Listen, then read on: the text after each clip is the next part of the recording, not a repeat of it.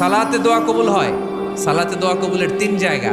একটা হচ্ছে তাকবীরে তাহরিমার পরে আমরা সানা পড়ি না, আমরা তো একটা পড়ি, আল্লাহর হাবিব সুন্নাহ এবং নফল নামাজে আরো পড়তেন সানা, ওই দোয়া কবুল হয়। দুই নম্বর জায়গা সালাতে সেজদায় পড়ে দোয়া করলে কবুল হয়।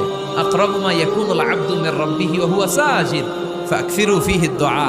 বান্দা যখন সেজদায় লুটিয়ে পড়ে বান্দা আল্লাহর সবচেয়ে কাছে চলে যায়। তা কিন্তু বিশ্বনবী বলে সেজদাটা তোমার রবের কুদরতি পায়ের উপরে পড়েছে। সেজদায় পড়ে দোয়া করেন। সালাম ফিরানোর আগে বিশ্বনবী দোয়া করতেন, লা ইউসাল্লিমান্না আহাদুকুম হাত্তা ইয়াতাআওয়াযা মিন আরবা'a। আল্লাহর হাবিব বললেন, চার জিনিস থেকে পানাহ না আছে আমার কোন উম্মত যেন সালাম না ফিরায়। তারা যেন পড়ে, আল্লাহুম্মা ইন্নী আউযু বিকা মিন আযাবিল কবর, আউযু বিকা মিন আযাবি জাহান্নাম, আউযু বিকা মিন ফিতনাতিল মাহইয়া ওয়াল মামাত, আউযু বিকা মিন ফিতনাতিল মাসিহিদ দাজ্জাল। আল্লাহ কবরের আযাব থেকে বাঁচাও, আল্লাহ জাহান্নামের আগুন থেকে বাঁচাও, আল্লাহ জীবন